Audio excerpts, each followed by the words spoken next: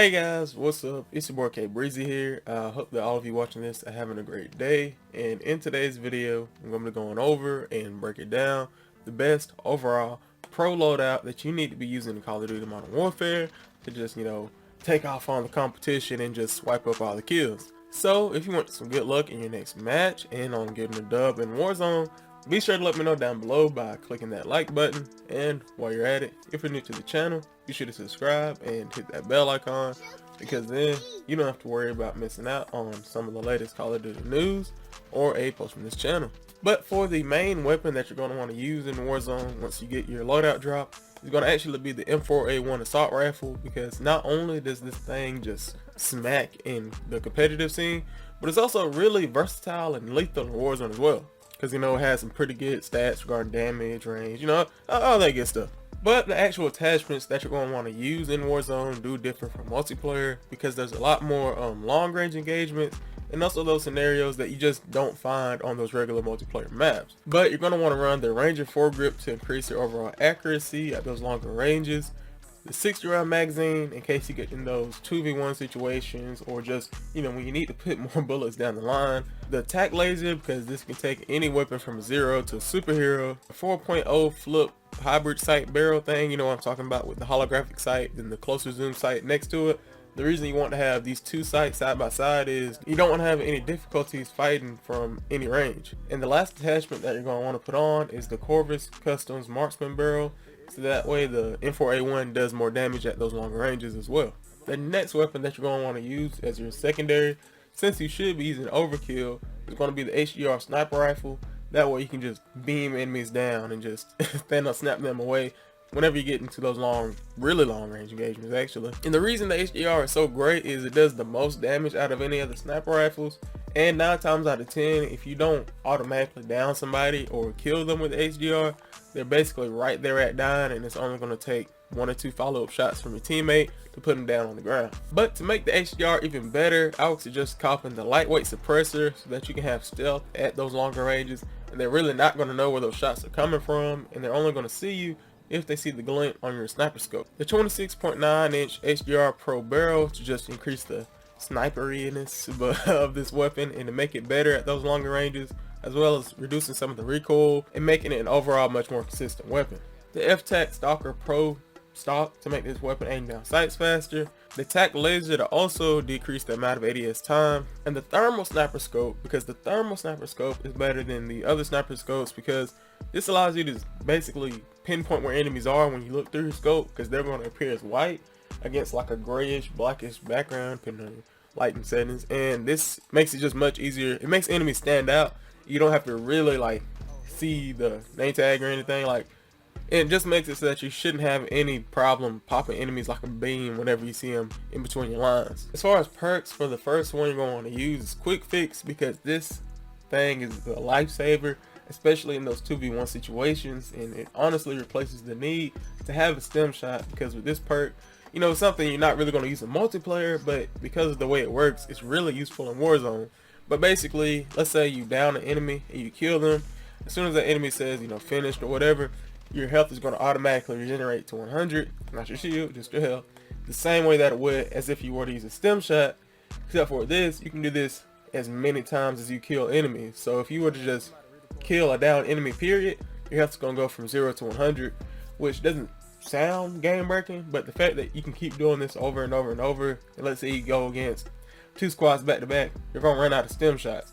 But with this, you're not going to run out of a perk. You're going to keep using the perk over and over, and it replaces the need to use stem shots in your loadout. This one's kind of a given, but you're going to want to use overkill to pretty much make the most of your loadout in this game. You're also going to want to use tracker, that way you don't lose track of enemies whenever they try to run away, or if they're trying to sneak up on you and you're just not 100% sure where they're at. You can look, see where the footprints recently went, and oh, he's over there in that corner in B building. You're not going to get caught off guard with the tracker perk, more than likely.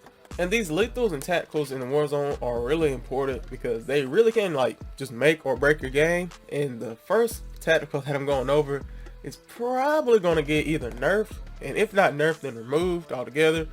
And the crazy thing is, just like a Quick Fix, almost nobody uses this in multiplayer, but if you're not using this in Warzone, you're just putting yourself at a disadvantage.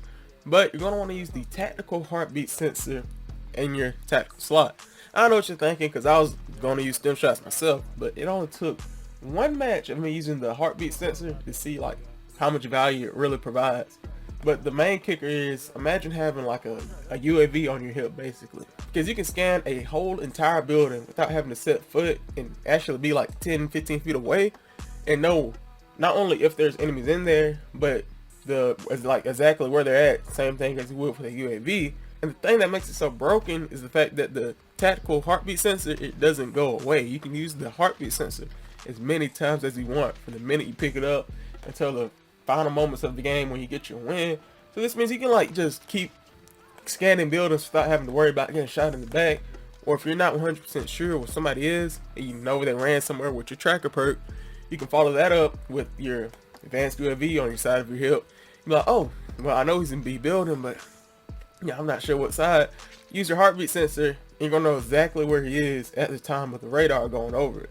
This is really broken, and I'm pretty sure that, you know, within the next couple of updates, once the community realizes just how good the heartbeat sensor is, then they're probably going to make it either have a time limit, like say 3 minutes from the time that you use it, or make it so that it has a limited number of uses, because right now it's just crazy, especially if you have to do one of those assassination missions. Enemy team is just done. You're going to know where they're at.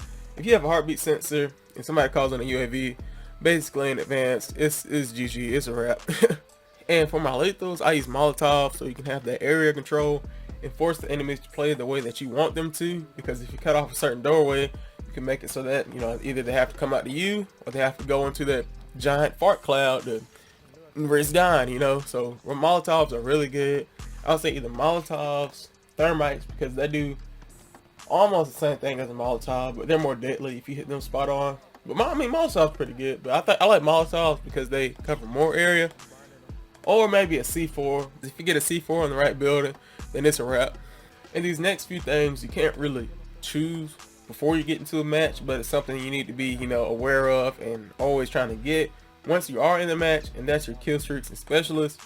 As far as kill streaks, I usually find myself using either the cluster strike or precision airstrike or UAV. You know, usually within my team, if I'm not playing with randoms, one person's going to have a cluster, one person's going to have a UAV, one person's going to have that precision airstrike. The cluster and precision airstrike basically do the same thing, but I like using the cluster airstrike a little bit more because it costs less, and I think you can call it in just like a little bit faster. I'm not 100% sure on that. I usually end up copying the cluster strike myself. And as far as specialists, I really don't end up using specialists that often, but I'm probably going to use that recon drone if I find one, just because it can come in handy, especially during those last few circles when you just you know, want to have your teammate guard somebody, or you know you're being hunted but you're not sure where they're coming from, so you can just use a recon drone. Or dead silence, because dead silence is always good for sneaking, snatching, capping, all that good stuff.